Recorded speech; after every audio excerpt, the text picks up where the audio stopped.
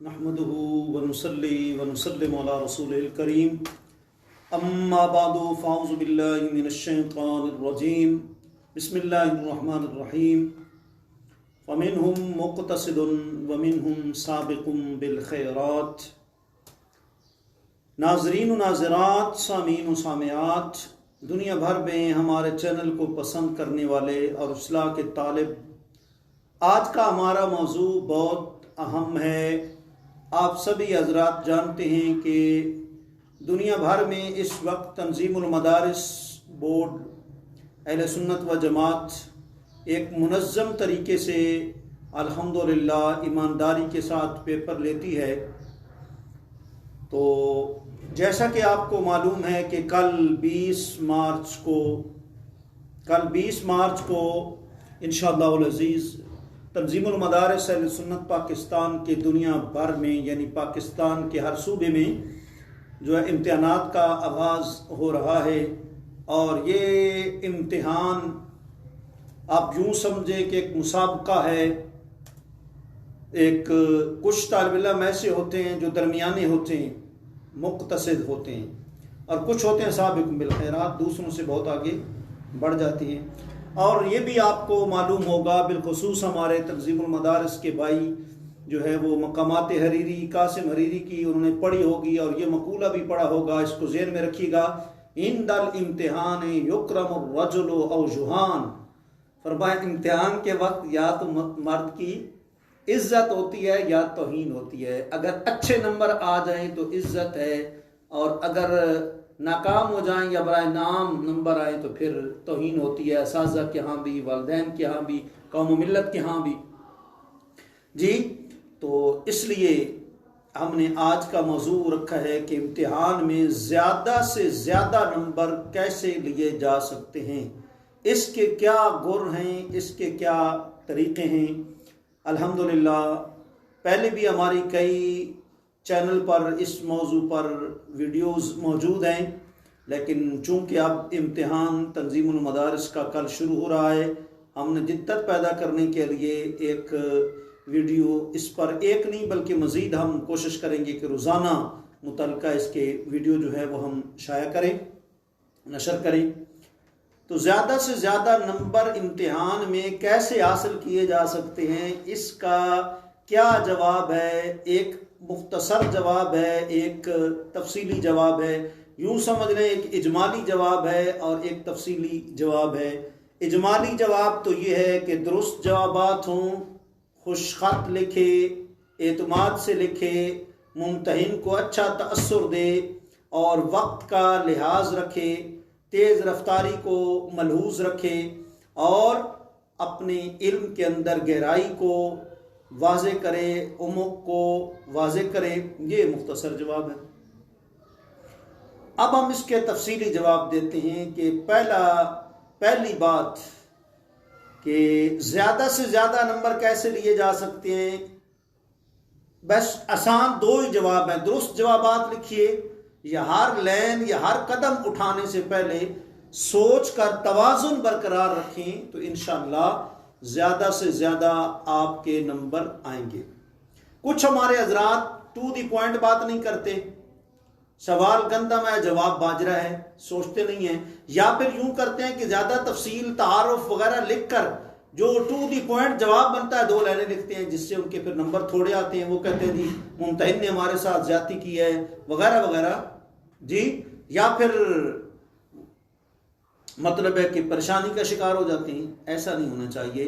आपको दुरुस्त जवाबात लिखने चाहिए। सवाल को यकदम जवाब के ढांचे में नहीं डालना चाहिए, बल्कि सवाल को पहले समझें और फिर सवाल ना पेपर में लिखिए। सवाल तो मतलूब ही नहीं है। कई हमारे हज़रात बार बार सवाल की रट लगाते हैं, टाइम ज़ाया करते हैं।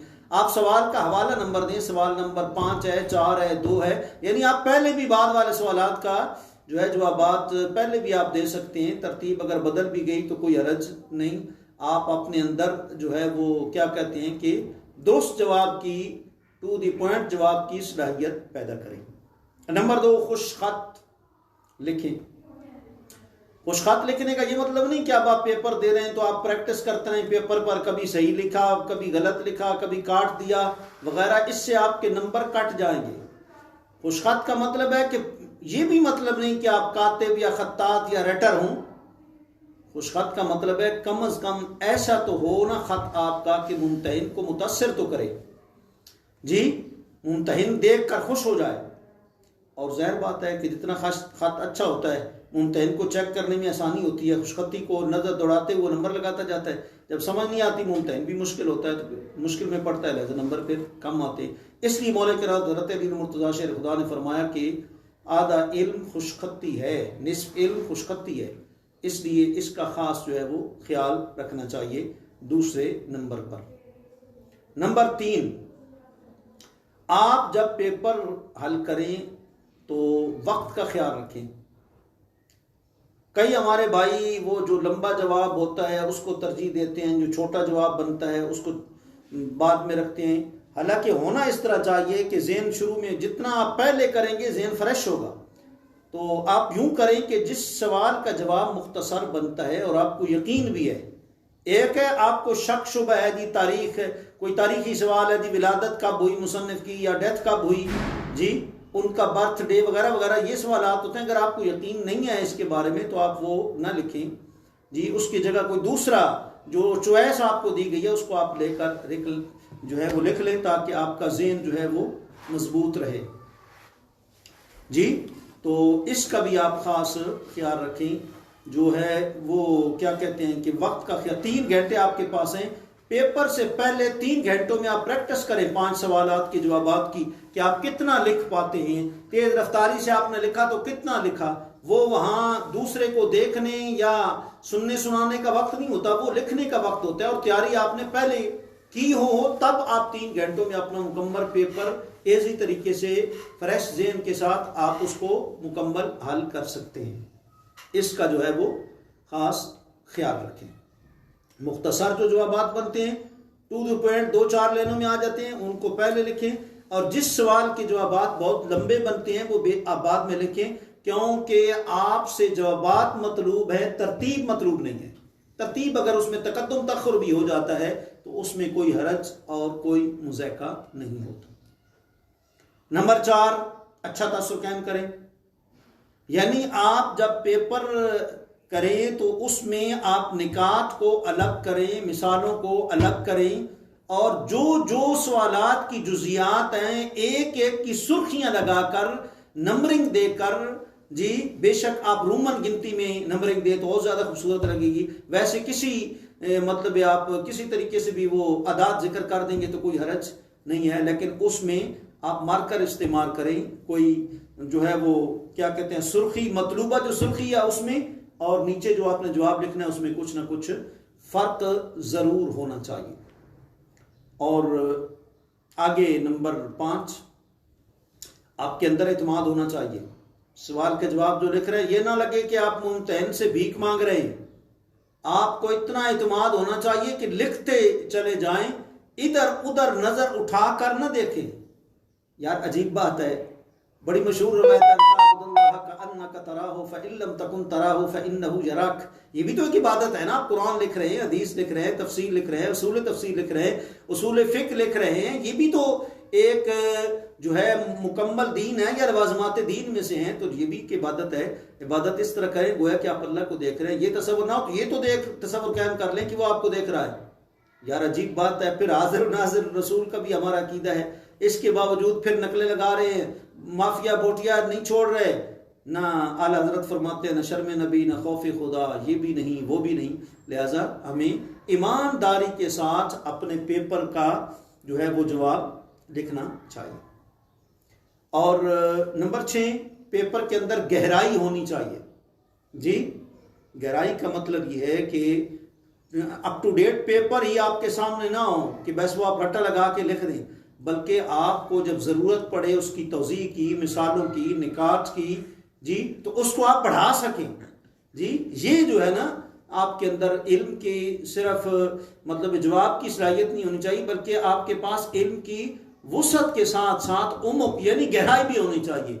ताकि आप ईजी तरीके से पेपर को हल कर सकें। अल्लाह करीम जितने भी हमारे तंजीमुल मदारिस बोर्ड के जो हैं तुलबा हैं इम्तिहान दे रहे, अल्लाह उनको कामयाब फरमाए। और जितने जामियात हैं, हाँ वो जामिया निज़ामिया रिज़विया इस्लामिक बड़ी एक जामिया यूनिवर्सिटी कह लें, या जामिया हुजवेरिया हो, या जामिया नईमिया हो, या जामिया रसूलिया शराजिया हो, या जामिया रिज़विया ज़ियाउल उलूम हो, या जामिया मुहम्मदिया गौसिया हो, या जामिया इस्लामिया मिनहाजुल कुरान हो जी, या दीगर जितने, या जामिया अनवारुल उलूम हो जी, या जामिया कोई भी जामियात में से हो, हमारी दिली दुआ है अल्लाह इस मुश्किल वक्त में जो है वो तंजीमुल मदारिस को अल्लाह ने इस्तिकामत दी और वो ईमानदारी के साथ पेपर ले रहे हैं। अल्लाह ताला तमाम तुलबा को आला नंबर और ज़्यादा से ज़्यादा नंबर हासिल करने की तौफीक अता फरमाए। व आखिर दावाना अल्हम्दुलिल्लाहि रब्बिल आलमीन।